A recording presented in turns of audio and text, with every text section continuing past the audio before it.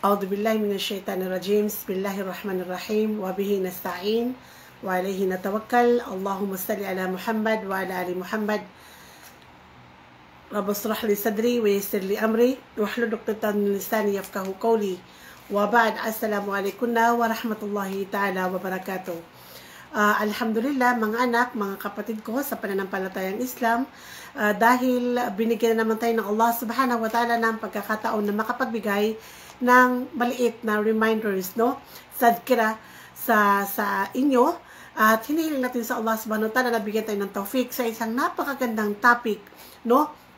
Na tinofik ng Allah sa ating lahat. And perhaps lagi tayong nagtatanong, no, bakit nga ba lagi tayong hindi kontento? Bakit tayo laging nagtatanong kung bakit parang may kulang, no? Lagi tayong nakafocus doon sa mga empty, no? Yung mga bagay na wala tayo at nakakalimutan natin kung ano yung nasa harapan natin na mga magagandang ibinigay ng Allah subhanahu wa ta'ala at ng ating mga magulang, no? I think karamihan sa atin, and perhaps, no, gusto kong sabihin na kahit ako mismo, no, minsan nilililang tayo ng ating mga sarili na lagi tayo naghahanap ng kung ano yung wala. So, ito siguro yung dahilan kung bakit ito yung naisipan natin na i-discuss ngayong araw na ito, dahil kailangan minsan magmuni-muni tayo at isipin natin kung bakit hindi tayo kontento, bakit hindi tayo masaya, bakit lagi tayong nakatuon sa mga kulang sa atin. And really, no, as I research and study about the topic of gratitude, bakit laging may kulang, no? Tinanong ko yung sarili ko, bakit nga ba sa dami ng isinumpa ng syaitan, no, nagagawin niya sa mga alipin ng Allah, sa mga descendant ng Adam alayhi salam, tayo yung mga takulakan, bakit sinabi niya yung qala fabima aghwaytani la'akudanna lahum ala siratakal mustaqim thumma la'atiyannahum min bayni aydihim wa min khalfihim wa an shama'ilihim wa la tajidu aktharuhum shakirin. So mahaba yung aya, pero gusto kong magpunto dito sa sinabi ng syaitan na, ya Allah, isinusumpa ko sa'yo, wala tajidu aktharuhum shakirin. Hindi mo kailanman, no, makikita o karamihan sa mga alipin mo, karamihan sa mga anak ng Adam alayhi salam ay lagi silang magrereklamo. Hindi sila kailanman magpapasalamat, ya Allah, sa mga biyaya mo. Subhanallah, no? Bakit ito ang isinumpa ng syaitan? Na lagi kang magrereklamo, lagi akong magrereklamo, at kailanman hindi tayo magpapasalamat. Wa na'udhu billahi min dhalik. Right?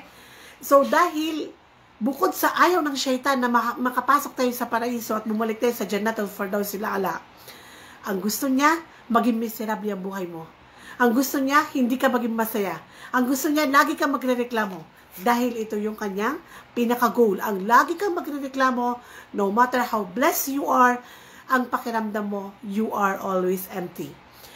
At bukod dyan, kung mapapansin nyo, bago natin talakay ng ating pinakamagandang topic ngayon, is yung lagi tayong naiinis, no? Personally, lagi tayong naiinis sa mga taong hindi marunong magpasalamat. For example, gumawa tayo ng katiting na kabutihan sa isang tao, lila, right?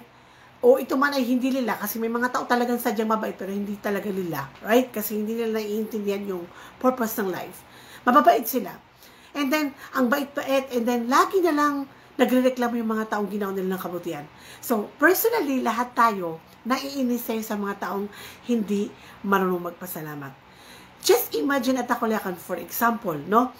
Kung ako, kaibigan kita, for example, and then sinabihan kita na, alam mo, kailangan ko ng tulong, no? Tapos, baka pwedeng bigyan mo ako ng 10,000, di ba? And then, dahil naawa ka sa akin, binigyan mo ako ng 100,000. And then eventually, ang sinabi mo lang sa akin, for example, kakasali itong 100,000 na tulong ko sa iyo, ang gusto ko lang ay tulungan mo yung mga mahihirap. So imagine mo yung pakiramdam ko na kailangan ko ng 10,000 and then binigyan mo ko ng 100,000. And then eventually, hindi ko tinulungan yung mga mahihirap na sinabi mo, wag mo na akong bayaran, basta maging mabait ka lang sa mga mahihirap. Tulungan mo lang sila, masaya na ako kakasali. And then hindi ko sila tinulungan. Ano ang maiisip mo sa akin? Right? Ang maiisip mo, grabe naman, parang 500 pesos lang, hindi man lang makatulong si kakasali. Ano pa kaya atakulekan kung binigyan mo ako ng 100,000 at ginamit ko itong 100,000 na ito, nang ito ay maibigay mo, ginamit ko para saktan ka, ginamit ko para gumawa ko ng isang bagay na hindi mabuti para sa'yo. Automatically, maiinis ka talaga sa akin, right?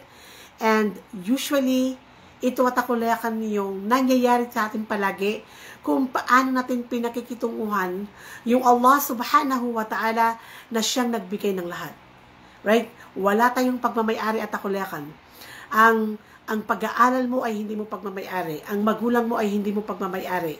Kung may trabaho ka, hindi mo ito pagmamayari. Kung may bahay ka, hindi mo ito pagmamayari. Kung matalino ka, hindi mo ito pagmamayari. Ano man ang mayroon ka sa mundong ito, hindi natin ito pagmamayari. Everything is a gift of Al-Wahhab.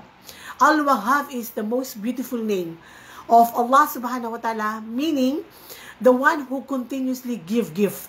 Bigay ng bigay, bigay ng bigay. Nagsasambayan ka man o hindi, ang Allah subhanahu wa ta'ala na mapagbigay ay lagi nagbibigay. Ang Allah subhanahu wa ta'ala na Al-Wahhab continuously give gift. Yung shidda, sa mga marunong sa Arabic, ang ibig sabihin nun, ang Panginoon mo na continuously nagbibigay sa'yo. So, kahit na nagsasala ka, hindi ka nagsasala, mabait ka na Muslim, hindi ka mabait na Muslim, ikaw man ay Kristiyano, ano man ang relihiyon mo, ang tagapaglikha ay magbibigay at magbibigay at magbibigay sa'yo. Dahil siya ay Al-Wahhab. Naging grateful ka man sa kanya o hindi, siya ay Al-Wahhab. Subhanallah. So, wala tayong pagmamayari. Ni ang buhay mo ay hindi mo pagmamayari o ang buhay ko. Kaya kapag ito ay gustong kunin ng Allah, walang makakapigil. Kung gusto niyang kunin ng magulang mo, walang makakapigil sa kanya. Kung gusto niyang kunin ng kayamanan mo, walang makakapigil sa kanya. Kung gusto kanyang gawing mayaman, walang makakapigil sa kanya. Kung gusto kanyang gawing engineer, doktor, walang makakapigil sa kanya.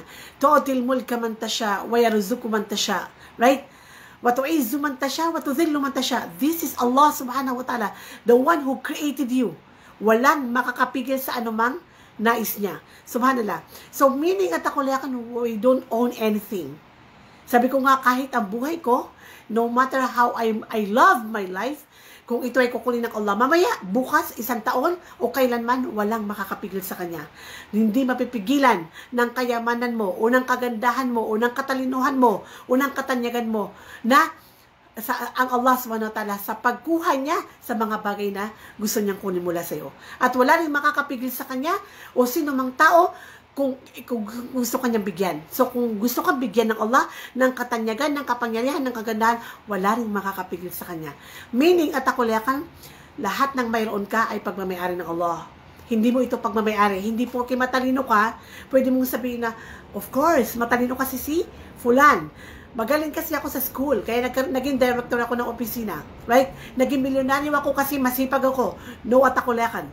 Tatandaan mo, matalino ka, pero mas maraming matalino kaysa sa'yo. Pero hindi sila naging doktor na katulad mo. Mas maraming matalino kaysa sa'yo, pero hindi sila naging lawyer na katulad mo. Mas maraming masipag kaysa sa'yo, pero hindi sila pinalad na yumaman katulad mo. Right? So, at akulekan, ano man ang mayroon tayo ay pagmamayari ng Allah. Pero, ang gusto lang ng Allah subhanahu wa ta'ala ay gamitin natin ang kanyang mga bigay sa kanyang ikinalulugod. Right? Yung gamitin mo lang ang kanyang mga bigay sa kanyang ikinalulugod. At ang nakakalungkot mga takulekan, no? Hindi na nga natin ginagamit sa kanyang ikinalulugod paminsan-minsan o minsan karamihan o kadalasan, tayo pa ay reklamo ng reklamo. Just imagine, dakilang reklamador ang tao. Ang sabi ng Allah, innal insana li rabbihi lakanud. Ang tao daw ay talaga namang sadyang napakawalang utang na loob. Right? Napakawalang utang na loob. Bakit? Tingnan mo. Ang lagi natin sinasabi, bakit? Bakit kasi ang Allah? Bakit kasi ang nanay ko, ang dami-dami na pwede kong maging nanay, bakit ang naging nanay ko ay ang nanay ko? Bakit ano mayroon sa nanay mo? Kasi ang nanay ko bungangera. Ang nanay ko madamot. Ang nanay ko hindi mapagmahal.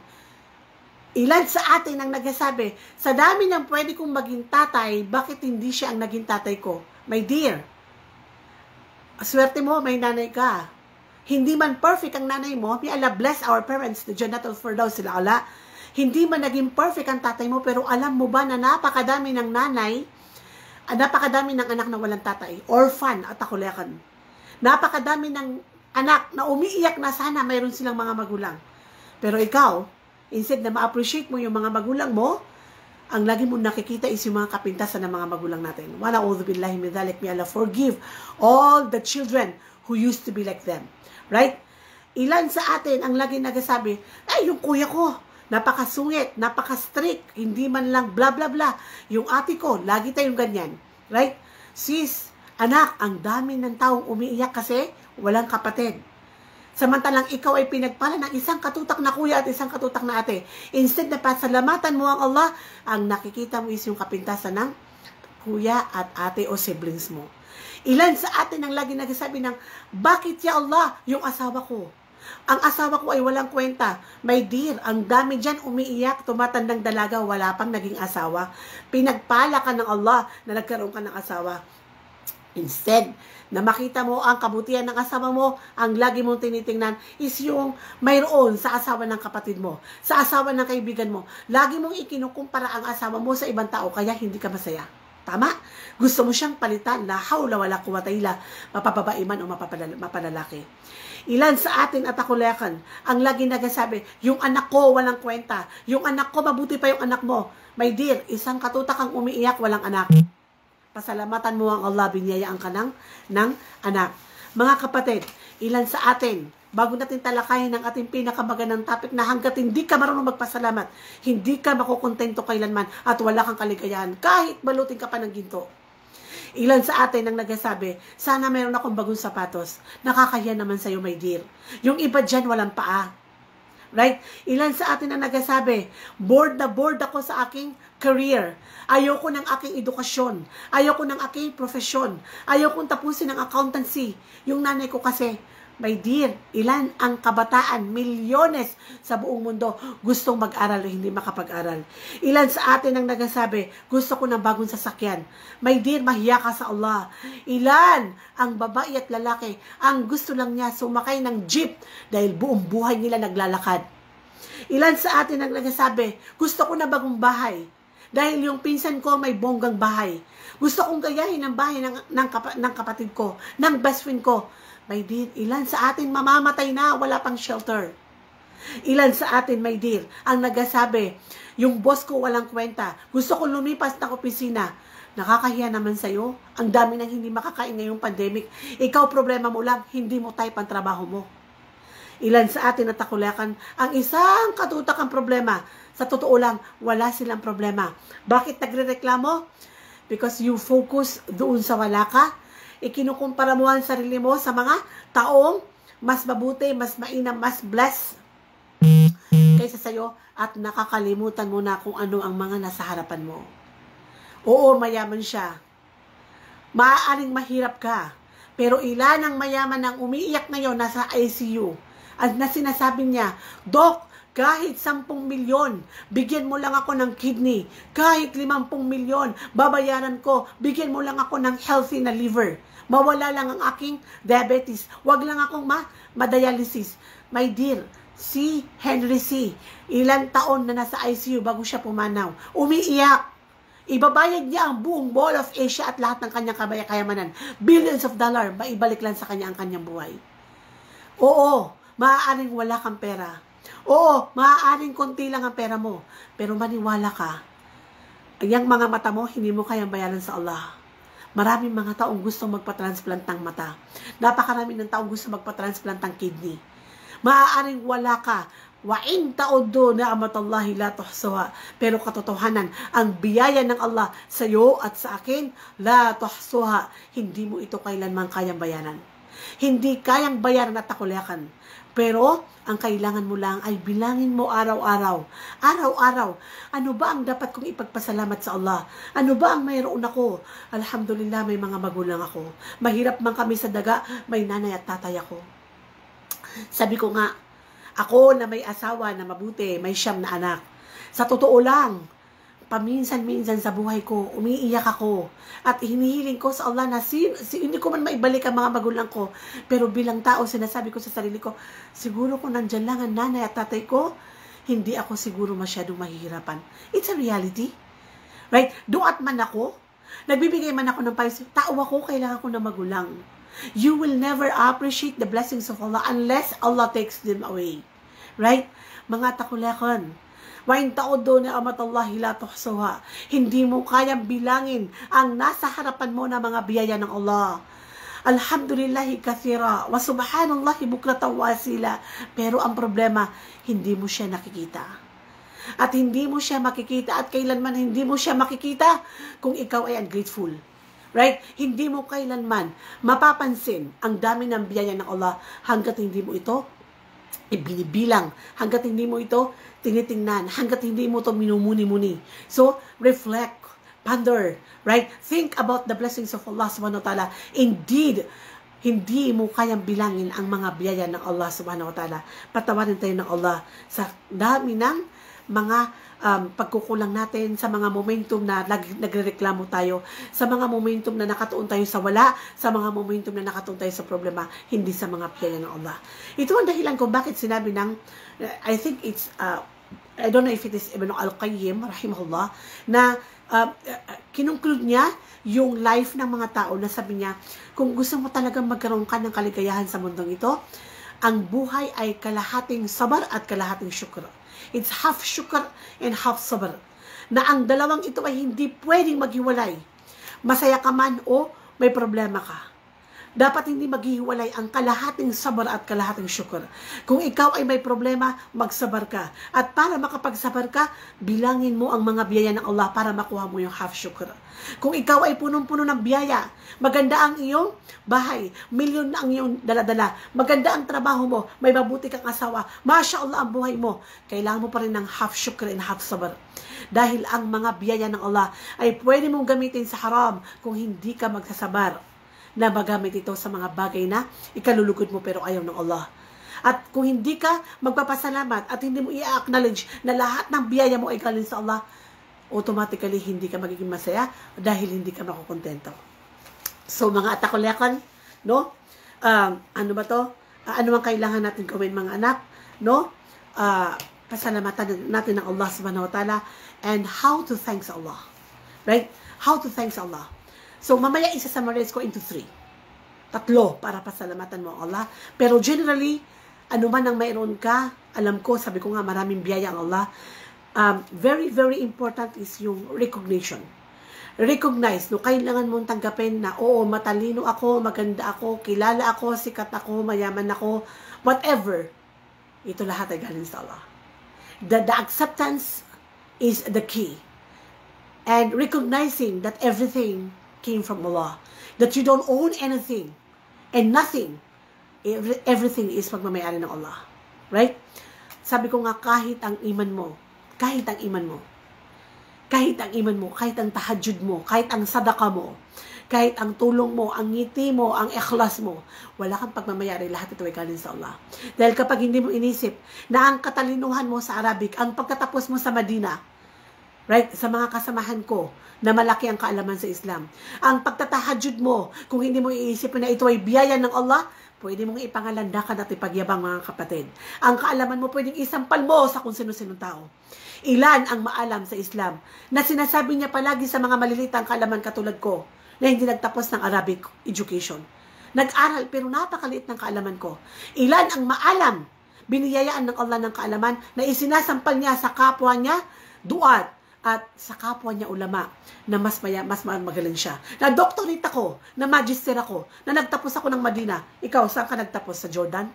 Right? So, mismo ang kaalaman sa Islam ay pwede mong ipagyabang kung hindi mo tatanggapin na ito ay galing sa Allah. Ano pa kaya ang kayamanan mo? Ano pa kaya ang katalinuhan mo? Right? So, acknowledge the Al-Wahhab. That He is the giver and everything is a gift from Allah subhanahu wa ta'ala. Right? And humble yourself. In that way, you will humble yourself to Allah subhanahu wa ta'ala. Hindi ka kailanman magyayabang, hindi ka magiging arrogante, hindi mo isasampal sa iba't ibang tao ang katalinuhan mo, ang kayamanan mo, ang power mo, right? You will never belittling people.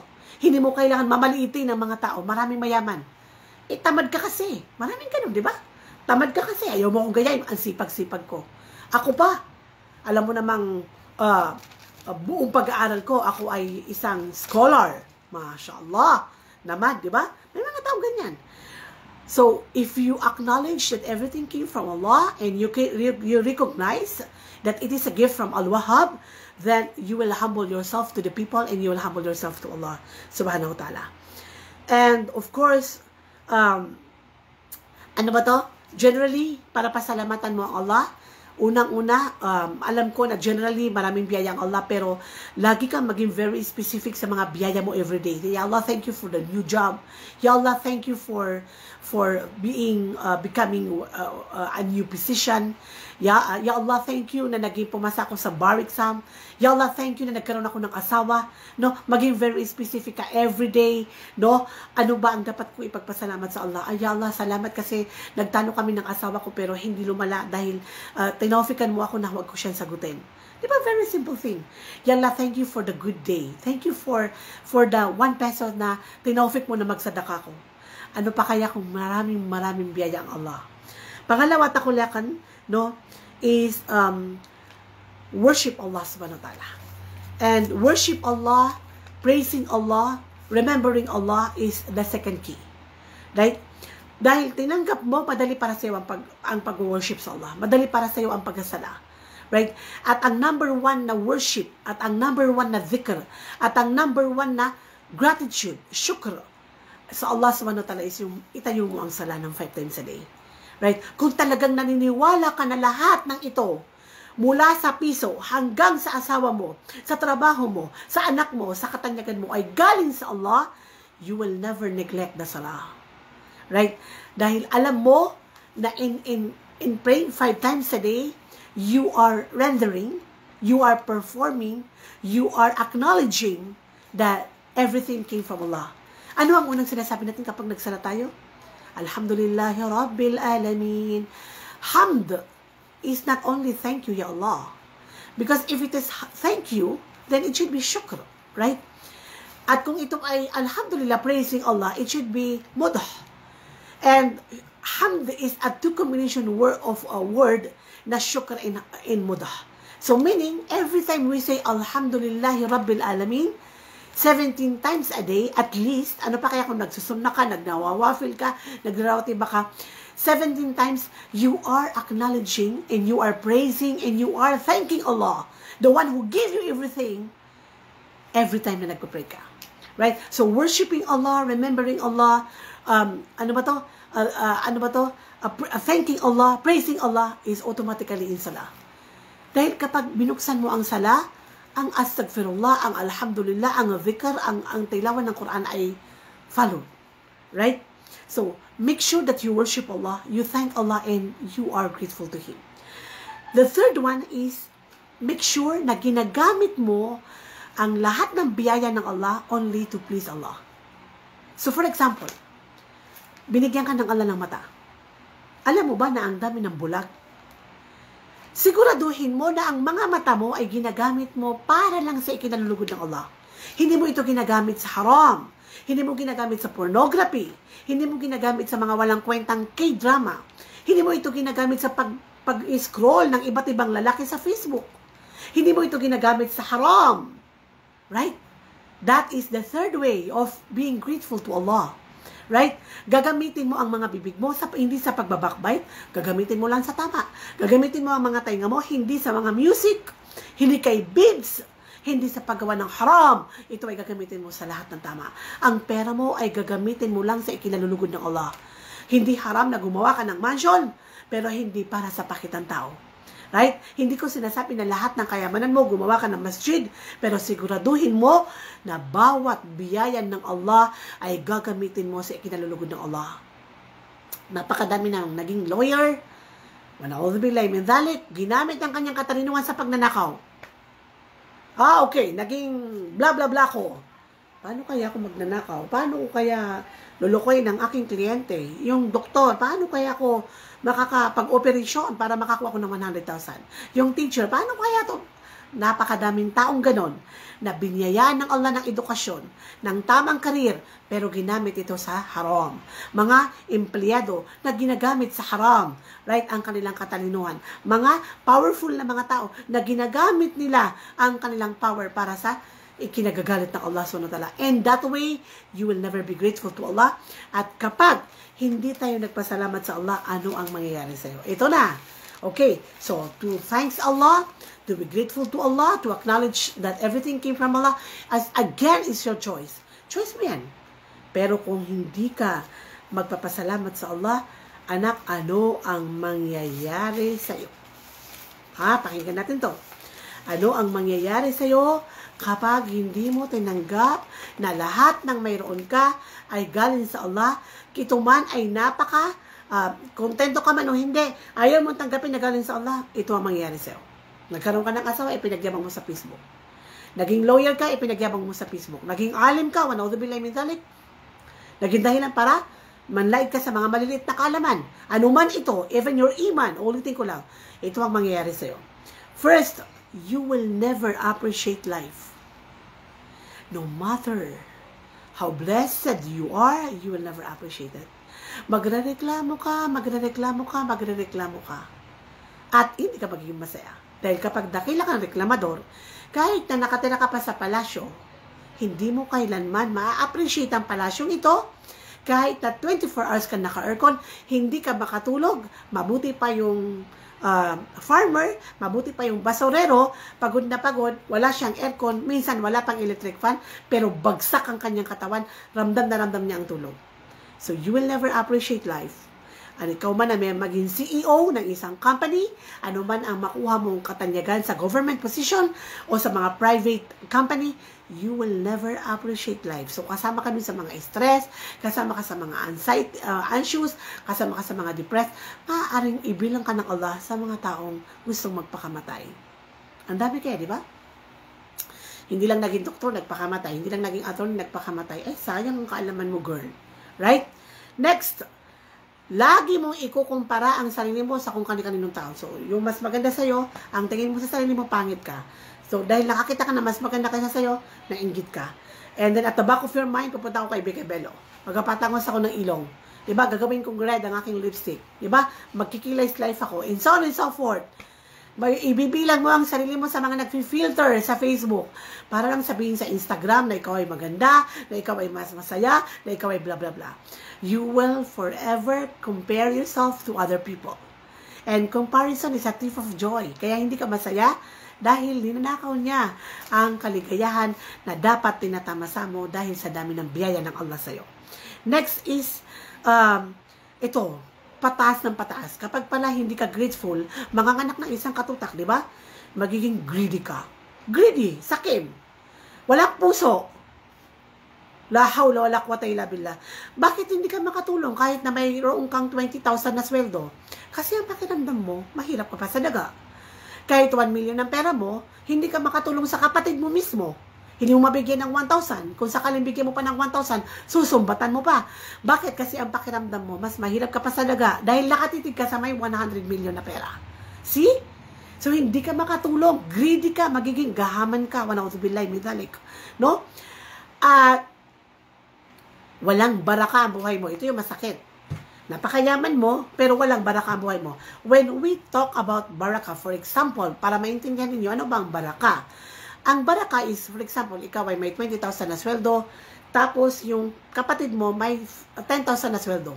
Pero yung kapatid mo, natutulungan niya ang nanay mo, nakakapagbigay pa ng sadaka sa mga kapag-anak, masaya siya. At nakikita mo na masaya yung mga anak niya. Doon sa 10,000 na, hindi sila nagreklamo. Ikaw may 20,000, wala pa yung isang buwan, may utang ka pa. Tapos, ang dami-dami pa na reklamo mo. So, baraka means, may asawa ka pero hindi ka masaya, may gwapo ka na asawa pero problema mo ang asawa mo, marami ang pera mo pero nagiging carbon dioxide ang mga kayamanan mo, hindi siya oxygen. Right? So, walang baraka in wanaudzubillahi min dzalik. Ang pinakamasaklap na ibibigay na kaparusahan ng Allah sa mga taong hindi nagpapasalamat sa Kanya is yung mawala yung baraka ng buhay mo. Kaya nga, atakuliakan, Mami, Daddy, yung pag may nagdudua na, uy, Daddy, habaan sana ng Allah ang buhay mo, huwag ka matuwa. Huwag mong hilingin na humaba ang buhay mo kasi aanin mo na may edad ka na 100, na 40 years, nandun ka sa ICU. Ang sabihin mo, Ya Allah, bigyan mo ng baraka ang buhay ng tatay ko. Ya Allah, bigyan mo ng baraka ang buhay ko. Nang sa ganon, mayaman ka man o mahirap, may trabaho ka man o wala, ikaw ay masaya dahil may baraka ang pera mo, may baraka ang kagandahan mo, may baraka ang katalinuhan mo, may baraka ang posisyon mo, ang trabaho mo, ang kayamanan mo, so on and so forth. Next, dahil walang baraka ang buhay mo, inggitera ka. Magiging inggitera ka. Lagi kang maiinggit sa mas mayaman kaysa sa'yo. Right? Lagi kang maiinggit. Kaya nga, ang dami-dami ng may 100 million, biglang naghirap. Kasi, kailangan ko maging sultan para maging sikat ako. Ang dami na nga ng pera mo, anong problema mo? Kasi pag naging sultan ako ng ganito, magiging sikat ako. Right? Kailangan ko mag-barangay German kasi para makilala ko. Naubos na yung pera mo. Imagine mo, pinaghirapan mo ng 20, 30 years ng buhay mo, itinapon mo lang sa eleksyon. Walang kasiguraduhan na mananalo ka. This is our life. Bakit kasi nagiging inggitera ang mga tao? Dahil hindi nila makita ang mga biyaya ng Allah subhanahu wa ta'ala. Dahil inggitera ka, magiging mayabang ka. Kahit napakalit ng dala mo, ang pakiramdam mo, ikaw ang pinakamayaman, pinakamaganda. You will boost in belittling people. Sabi ko nga, lalaitin mo, ay mo ang gayahin. Masipag ako, kaya nakapag-greenhouse ako. Yumaman ako kasi nag-China ako. Matalino ako, kaya naging director ako. Belittling people at ang mga inggitera at mayayabang, sila yung mga taong kailanman hindi sila masaya. Nakakita mo sila na nakangiti sa Facebook. But they are absolutely not and will never ever be happy forever. Kaya sinabi ng syaitan, wala tajidu aktharuhum syakirin. Ya Allah, hindi mo sila kailanman makikita na nagpapasalamat sa iyo. Lagi silang magrereklamo. Wa na'udzu billahi min dzalik. Mga kapatid, kung gusto mo na makuha mo ang susi ng kaligayahan, i-acknowledge mo na lahat ng ito ay galing sa Allah. Ano ba to? Yung isang aya, wala in syakartum la azidannakum. Right? Sabi ng Allah, kapag nagpasalamat kayo sa akin, laazidannakum, dadagdagan ko pa. Huwag mong ibilang ang sarili mo sa nakatuon sa mga empty ng kanyang buhay. Kasi, lagi kang maglungkot, estudyante na malungkot, dalaga na malungkot, kabataan na malungkot, may asawa na malungkot, diba? May anak na malungkot, mayaman na malungkot, kasi dahil ikaw ay ungrateful. Dahil inalis ng Allah ang baraka sa buhay mo. Dahil wala kang utang na loob, aalisin ng Allah ang baraka ng kayamanan mo, kagandahan mo, kapangyarihan mo, anak mo, asawa mo, at ibibilang ka doon sa mga taong depressed. Right? Ano ba to? Mga depressed na mga tao. Kaya nga sinabi ng Allah subhanahu wa ta'ala sa suratul suratul Zumar, if I'm not mistaken, or ano man sura ito, yung sino man tao, wa man a'rada an dhikri fa inna lahu ma'ishatan danka. Talagang kapag kinalimutan mo ang Allah, ano pa kaya kung hindi ka marunong magpasalamat sa Allah, wala kang pakialam sa sala, ayaw mong tanggapin na lahat ay galing sa Allah, no? Ma'ishatan danka, ang buhay mo ay magiging miserable, depressed, reklamador, hindi masaya. Wa na'udzu billahi min dzalik. And ang pinakamasakit is hindi mo lang mararamdaman yung kaligayahan. Kung hindi, you will never see the truth. Masakit to Hindi mo makikita ang katotohanan. Example, ano yung katotohanan ka? Bakit hindi mo makikita ang katotohanan? Because you will be blind. And sabi ng Allah sa Suratul Hajj, it is not the eyes who is blind, but it is the heart. Alam, pag hindi ka nagpapasalamat, magiging blind ka, my dear. Hindi mo makikita ang katotohanan. Example, nakikita mo yung, alam mo na imposibleng gumawa ang isang pinakamagaling na engineer ng patong-patong na building architect kung walang poste. Pero nakikita mo ang sky, ang seven heavens, ang dunya, kung paano ginawa ng Allah ang dunya, very organized, walang poste ang dunya, pero you will be forever blind about the reality of the power of Allah. Hindi mo makikita ang Panginoon mo, ang kapangyarihan ng Panginoon mo, ang aya ng Panginoon mo, ibibilang ka ng Allah sa mga bulag. Ikaw na doktor, nakikita mo ang matres ng nanay, kung paano siya ka-tiny, kung paano nadadala yung bata sa sinapupunan ng isang katutak na nanganganak ng mga nanay, but you will never see the sign of Allah. Nakikita mo ang organ, ang anatomy, ang physiology ng creation ng Allah, but you will never see the truth. You will be blinded because your heart is blind from the truth, no, from the haqq. Why? Because you are ungrateful to Allah subhanahu wa ta'ala. Mga takulakan, napakadami na dapat natin pasalamatan sa Allah. At hindi lang yung buhay natin, kasi maraming umiiyak ngayon na gustong mabuhay. Samantalang wala kang makain pero ang ganda ng buhay mo. Wala kang COVID, wala kang virus, no? Kung hindi, sa dami ng tao sa buong mundo, 8 billion people more or less, ikaw ay pinili ng Allah na maging maranaw, maging tausog, maging balik Islam. Tumitibok ang la ilaha illallah sa iyong puso. Pero ilang tao ang nagpapasalamat na siya ay Muslim. Ilang kabataan ang nagrereklamo, bakit ako naging Muslim? Kung ako sana ay hindi Muslim, sana nag-run away na kami into another galaxy ng aking boyfriend. Nakakainis ang Islam, ang dami ng bawal. Anak, kung bibilangin mo ang biyaya ng Allah, hindi mo kaya bilangin.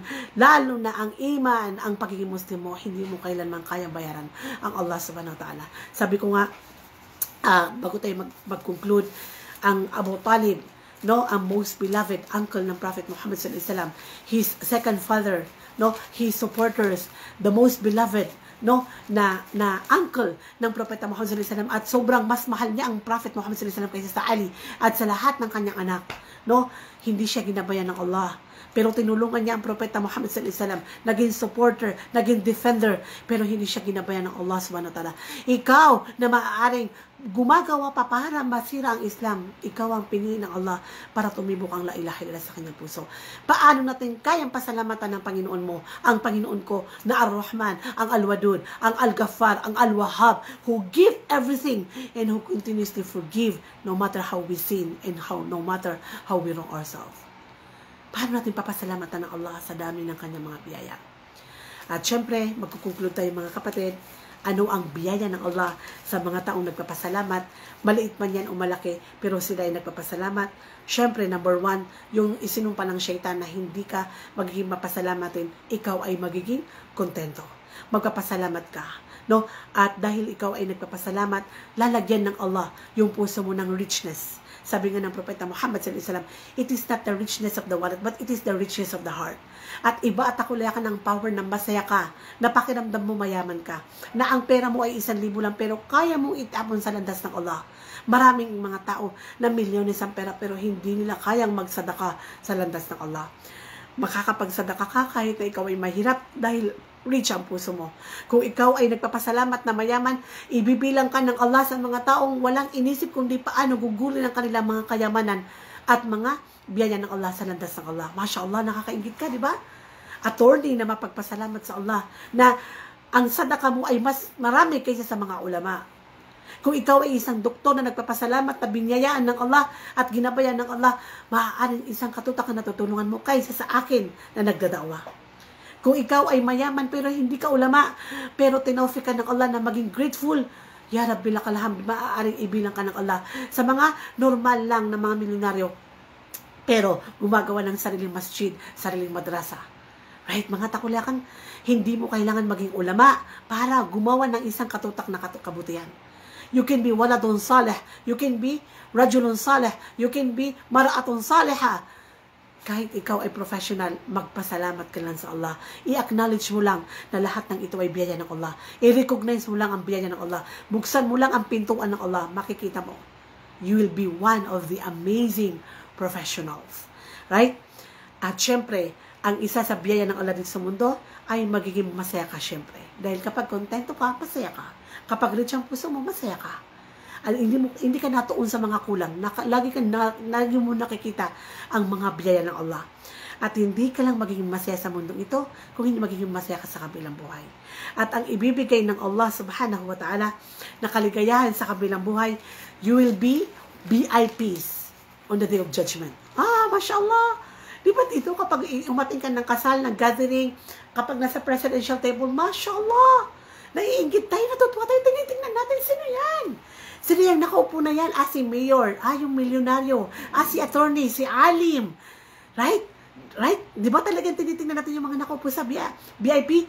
You will be VIP on the day of judgment. At tatanungin ng Allah, isisigaw ng mga malaika, ayna alladhina kanu yuhammiduna Allah fi sarra'i wa dharra.